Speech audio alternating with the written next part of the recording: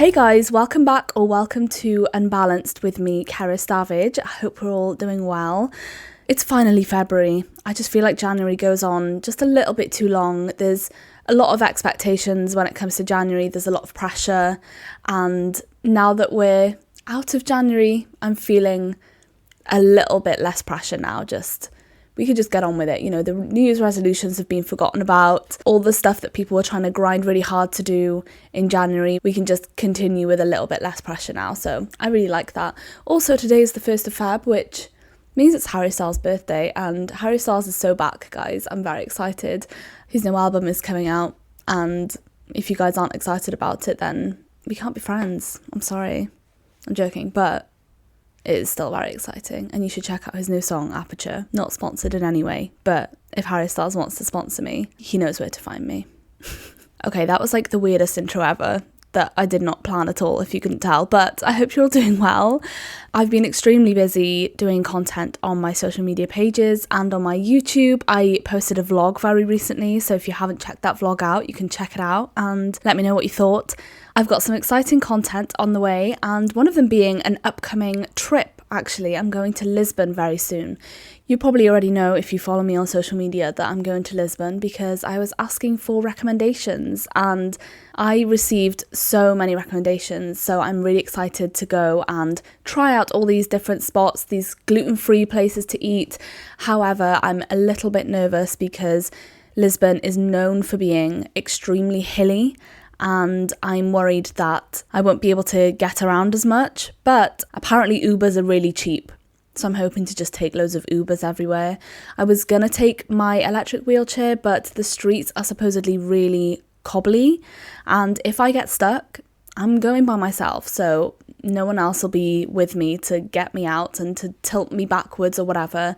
And if I take Ubers, then it'll just be so much easier if it's just me. So I'm gonna take my walking stick from Cool Crutches and I'm gonna vlog the whole thing. I'm going for the Treat NMD conference in Lisbon in literally a couple weeks, less than a couple weeks.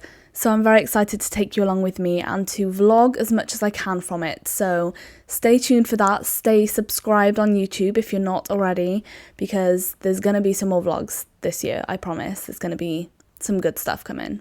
Another exciting trip I did recently that I didn't actually vlog, but I do want to mention, is that I went to ABBA Voyage in London.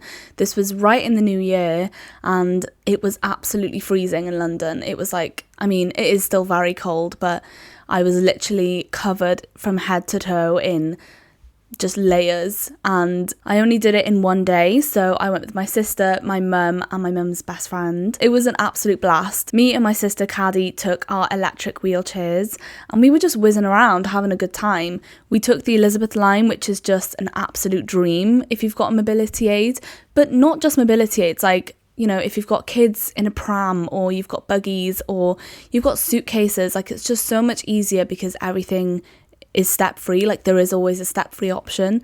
So yeah, the Elizabeth line was amazing. We took it straight there to the ABBA Voyage arena, and the accessibility there was amazing. Couldn't fault it at all.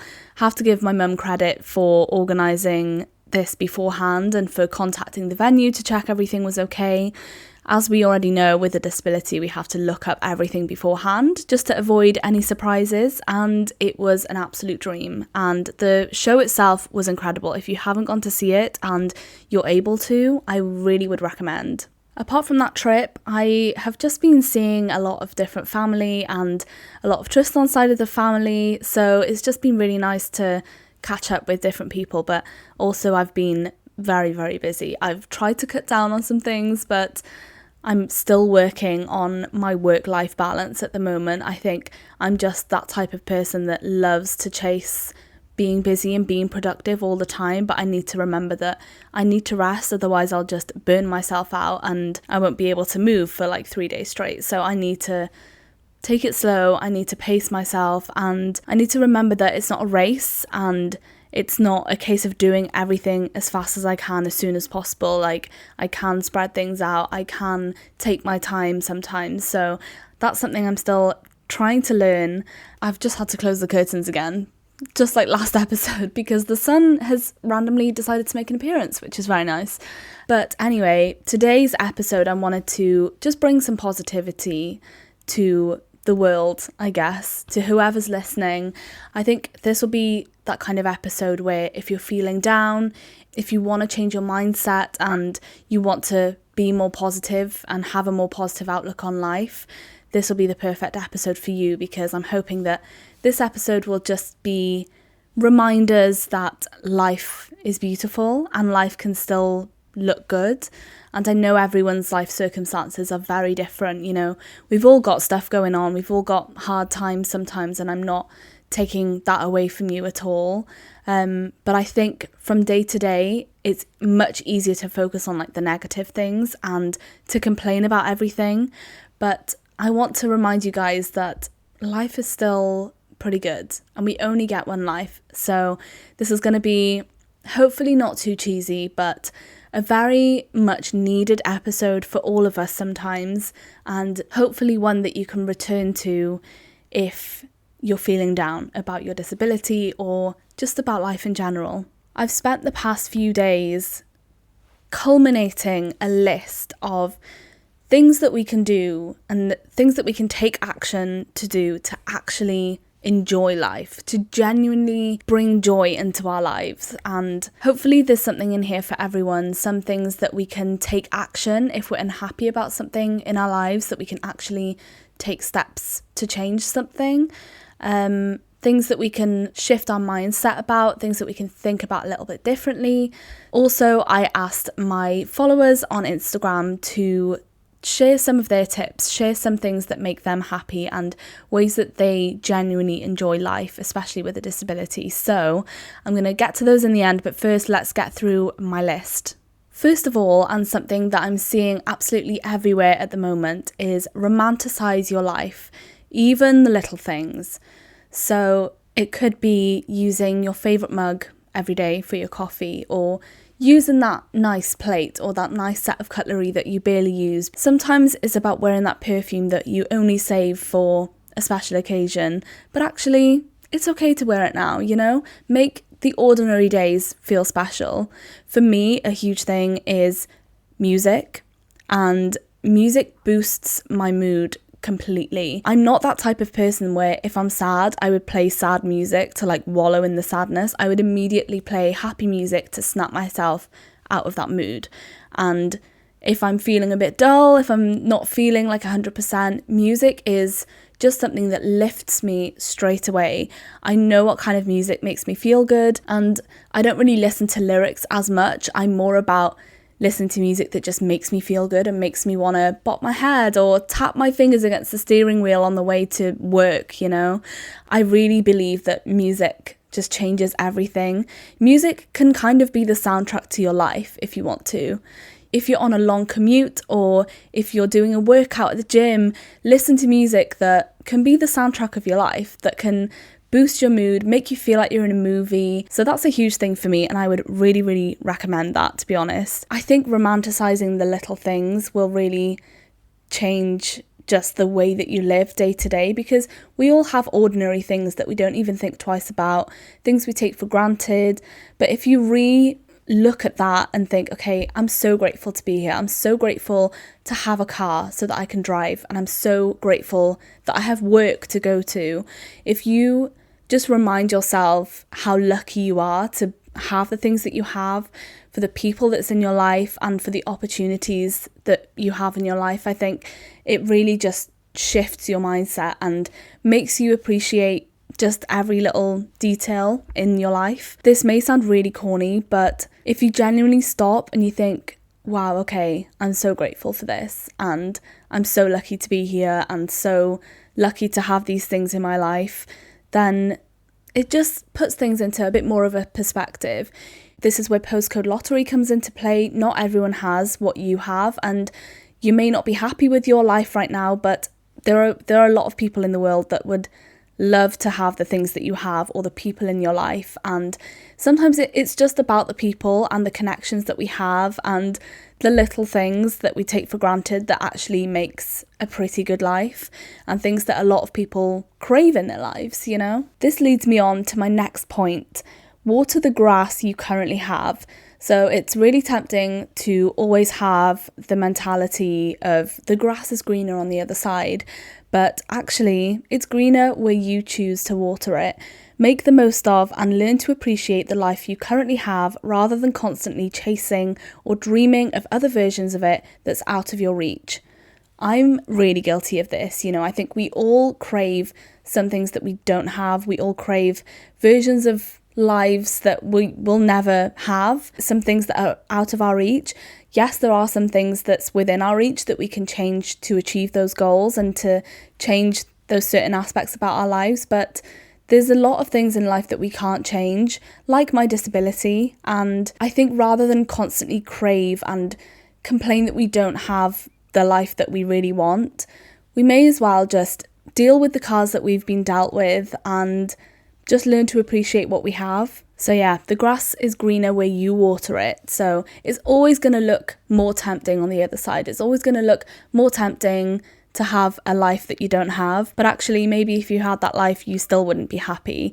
I've spoken about this book before, but The Midnight Library really helped me put things into perspective about someone who got to try out all these different versions of their lives and see how each different life actually ended up, but they were unhappy in every scenario. So it's just about being appreciative and learning to love the life that you have and just be grateful. We have a lot of things in life to be grateful for, and as much as I don't want this disability, as much as if I had a wish, I would wish this away right now, I can't. I may as well just deal with the cards that I've been dealt with, learn to appreciate the life that I have and just make the most of life, because life is too short. And if I'm just going to be sat here complaining about it, then I won't get anything done. And I'd rather just learn to accept things and just move on and still create a beautiful life for myself if I can. But then we go to our next point, which is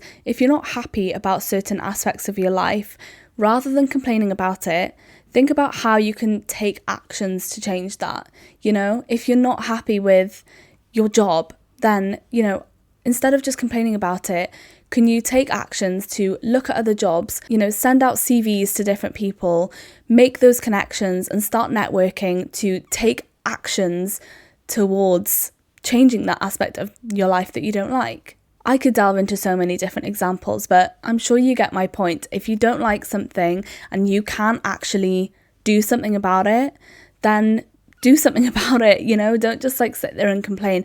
And it's the same about mentality as well. For me, I struggled, as we know, for a long time with using mobility aids and the stigma that came around it, that young people don't use mobility aids, but actually that's not true at all. And I think once I learned to harness that mentality that it is there to help me and it's not a bad thing at all, then that's really changed my perspective, and it's just made me more grateful that I have learnt to appreciate them from a young age rather than trying to be stubborn and ignore the signs that I need mobility aids and then end up struggling later in life. So I'm very grateful to myself for learning to harness that mentality pretty early on so that I can look after myself better. And a lot of these things about changing aspects of your life will actually help you as a person. It will help your mentality, but it will also help your quality of life overall if you're just going to be happier about things that you can control. So essentially, if you can't change something about your life that you're unhappy about it, how can you change your mentality around it instead? Like I just said with the mobility aids. But another example is that I can't change the fact that I can't do certain things, or I need help from other people a lot of the time, or if I fall in public, I'm going to have to ask someone else to lift me up. And I've had to learn the hard way to be at peace with that, because otherwise I'm just going to be really upset and really anxious and really nervous every time I go out, and I'm not going to want to do anything at all. And I still want to go out, I still want to enjoy my life, and I'm not going to let my own mentality stop me from doing that. I need to be at peace with these things, so that I can just move on, learn to accept that I do need a bit of help, especially from strangers, which can be a scary thing, but ultimately it's going to lead me to live a better life because I'm not going to worry about that just because I'm getting in my head about it. I've seen this a lot on TikTok, but there's this trend where you draw a circle and then inside the circle you've got things you can control, and then outside the circle you've got things you can't control. So you should only really be focusing on the things that you can control, and if you can't control certain things, how do you change the way you react to it? How do you change your mentality around it? Or just let go. You can't control what other people think about you. And that's a huge thing for me because I'm a people pleaser. I want everyone to like me because I want to like everyone else. I have so much love to give, and I would struggle knowing if someone didn't like me, but that's something I can't control.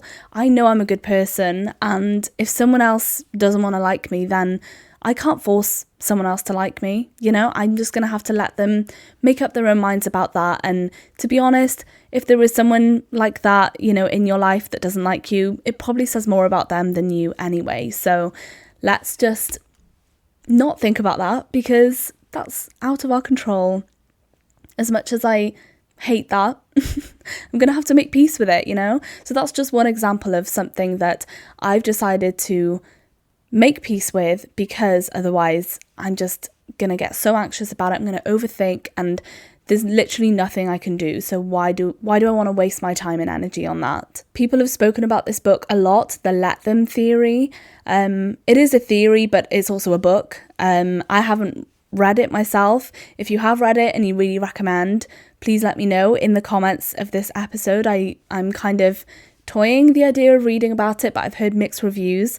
I think I've spoken about this theory before in like an episode a couple of years ago now maybe, but it's just essentially about letting other people do their thing because it's out of our control and we need to just be at peace with that. Another thing I'd recommend doing if you really want to enjoy your life is to find out what your passions are and follow them. What makes you really happy? What gets you going? What makes you really passionate about something? Are there certain hobbies that you love but you never have time for? Scroll less, put down your phone and intentionally make time for that. Block out some time in your diary to make time to do something that you love, because I think it's easy for us to just be on our phones as a default, and I'm so guilty of this. Mine is reading, and I'm terrible at being on my phone until the second I go to bed. But something I'm really trying to work on is that as soon as I go to my bedroom, I turn my phone on Do Not Disturb, and then only then do I truly wind down. I think it's so easy to just keep scrolling as a default. Like if you've got a spare 5 minutes, just go on your phone, like mindless scrolling, which I do love sometimes, and that does help me just kind of switch off, but it doesn't help me wind down to go to sleep. Like I feel so wired if I scroll on my phone and then I put it down and then immediately try and sleep. Like I'm not going to go to sleep straight away, and I'm really guilty of that. Like I'm really trying to work on it. If I have one resolution this year, it's to try and put my phone down and put it on Do Not Disturb as soon as I walk in the bedroom, so that I can just pick up my book instead and read. Not only is my brain finally able to wind down properly, but I'll also feel satisfied for having achieved more reading and not feel guilty for being on my phone instead. So you've got the satisfaction from actually achieving some more reading, and then you've got the guilt-free feeling of knowing that I didn't just waste some time scrolling when I could have been reading instead. So that's a great feeling, like unbeatable, like to end your day, to go to sleep. But also I'll be able to fall asleep quicker because reading makes me a little bit tired, and then bam, I'm asleep. And I know that's easier said than done. I know a lot of people have insomnia and things like that, but obviously I'm just taking those steps to ensure that I'm winding down in the proper way. Another thing I'd recommend is to create a routine you love, something that will make you excited to wake up in the morning. Like when I'm at home, I always make a coffee with my favourite mug, and I don't know why, but it's like just such a beautiful way to start the day is literally a cup of coffee. I know, how sad, but I'm going to romanticize it as much as I can. I really do enjoy it, and to be able to just sit down and enjoy that cup of coffee whilst reading or doing some admin work, something like that.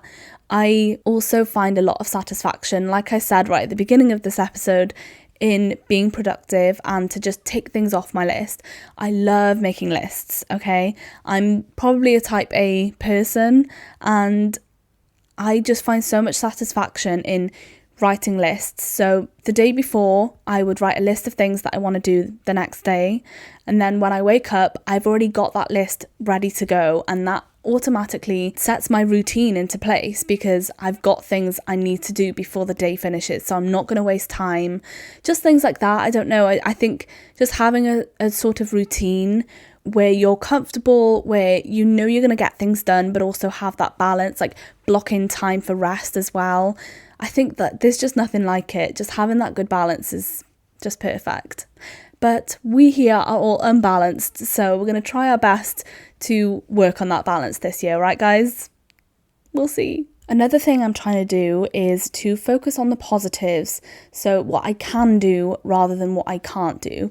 There's a lot of things I can't do, especially as I get older. I've lost a lot of things that I used to be able to do, but rather than wallowing in that grief and sadness, focusing on what I can still do or how I can adapt things that I used to be able to do but just in a different way to still do those things has just changed my mentality so much, because I'm a very positive person. Like, I don't want to wallow in the sadness. I don't want to think like, oh, I can't do this anymore, like my life is over. No, it's not. Pick yourself up and just focus on what you can still do, you know? I know it's easier said than done, and I don't want to be naive and just sit here and be like, yeah, like it's all actually sunshine and rainbows if you just look for it. I know there's a lot of layers to peel back, and everyone's life circumstances are very different, and I'm very aware of that. I just think that like mentality is such a huge thing, and it really has changed my life for the better. As soon as people with LGMD, for example, get a diagnosis, what they're essentially hearing is that they're going to lose a lot of things and end up in a wheelchair when they're older. And that sounds pretty miserable, but actually life is still going to be pretty good. And I think that's not something you immediately think of when you get a diagnosis or when you truly deep what the future might look like. But what people don't tell you is that things may look different to what you imagine them, but it's still going to be a good life. Nothing will ever go the way that we've planned it to. Nothing will ever be like a straightforward line from start to finish. Like, life is a roller coaster, and once you learn to just go with it and to just remain positive, that mindset shift, once you do learn to harness that, just improves your quality of life so much, I think. My next one is surround yourself with people that don't make you feel like a burden and who genuinely bring joy and value to your life. If you feel like you're walking on eggshells around them, are they really your friends? You know, you want to have people that you're 100% comfortable with in your life, people that you can vent to if you need to, people that you can share the happy moments with, the sad moments with, and just be like completely yourself around. Yeah, that's just unmatched in my opinion. My last one is connections and community. I've benefited so much from knowing that I'm not the only one going through what I'm going through, and especially because the disease I have is so rare, it's made such a difference to my overall quality of life to know that there's other people going through the same things as me. You know, it's not weird. I'm not abnormal. It is, you know, a very rare condition that I have, but just knowing that one other person, not only one other person, but actually hundreds of people across the world are going through the exact same changes and the same experiences as me, just makes me feel so much better. You know, I'm not alone. I'm not a freak. I mean, I am, but, you know, that's a whole other thing. I'm just, so grateful for the community that we have online. And I'm not just talking about disabilities, I'm just talking about anything in general. Once you find like-minded people or people that's going through the same experiences as you that you can just bounce off of, there's nothing like it. Like, community is just absolutely incredible on and offline. And I've been in contact a lot more with the LGMD community online just very recently, and everyone's just so lovely, and it's just so nice to know that we have people we can turn to on those days where we just feel like no one understands us. It's just so nice to know that we have people we can turn to that just completely gets it, and we don't need to explain ourselves. We can just talk to people who just are going through the exact same thing as you. There's nothing like it. So that's all I have, but I've actually had a lot of responses from my followers on Instagram. I put up a question box on Unbalanced Podcast Instagram. I wasn't sure how this was going to go, but I've had so many lovely messages saying how great of an idea this episode is. So I'm very excited to share quite a few of the responses from our community. So the question I put up was, I'm filming a podcast on how to genuinely enjoy life, especially with a disability, and I want to know what you do to live your best lives. Let me know. So the first one is, I make cool artwork and eat cookies. Love that. Someone said, leaning into my neurodivergence and understanding myself better. Oh, there's nothing like just taking the time to fully get to know yourself and how you work. Someone said, devoting myself to hobbies I love and causes I believe in. Love it. Force myself to go out even when I'm done with inaccessibility or when I'm nervous of getting called a faker. That is so brave, but that's just absolutely incredible, and I'm so proud of you. Someone said, accept that you may have to cancel and try to find ways to free yourself from guilt. Ugh, so true. It's so easy to feel guilty for things that is out of your control, like the way that you are, but actually it's nothing to feel guilty about. Someone said, I remember I'm disabled. It stops me comparing myself to others. Things will take longer, and that's okay. Someone said, protect my energy fiercely because energy, not time, is my most limited resource. I love that. That's very true. I design my life to work with my body, not against it. Liberating to put yourself first. Amazing. You know your body better than anyone else. Another one, find the simple things that genuinely make you happy and fill your life with them. Someone said, wake up every day with gratitude and be you. Beautiful. Someone said, I spent a long time switching to the mindset that I am just as deserving of space as others. Absolutely. I surround myself with friends who view me as more than my disability. This is so important. You don't want friends that pity you or who also just dismiss your disability. You want people who look out for you in that way, but also just don't see you just for your disability. You are way more than that. Someone said, my recent thing is to look at people who are smashing the gym with one leg or arm. I love that. If they can do it with one leg or arm, then so can you with two. Someone said, try not to focus on the future too much. Very true. Fear of the unknown is wild, but let's just focus on right now. Let's live in the present. I do painting. It's like therapy. Going for long drives and now looking to travel, so figuring out ways to do this. I love that. Let me know where you end up traveling. Another one on traveling. It scares me the most, but it makes my life so enjoyable when I get to my destination. Just stepping out of your comfort zone is a crazy one because it's really difficult sometimes, but the outcome is always just amazing. Okay, that's all I got for today's episode. I hope you enjoyed it anyway. I just feel like I word vomited, even though I had a list of things. I just scrambled a little bit. So I hope you enjoyed it anyway. I hope you were able to keep up, and I hope you were able to take something away from today's episode. That's the most important thing. Let me know what things you do to genuinely enjoy your life by commenting underneath. So on Spotify or YouTube, there's a little comment box, and I'd love for you to share your thoughts because I just love reading them. Honestly, reading these out on Instagram just now just made me so happy, and I would love to see what yours are. My next episode is an interview episode as always, but it's an audio only episode because it's recorded in radio platforms. So if you're watching on YouTube, there won't be a new episode next time, but only on the podcast platforms.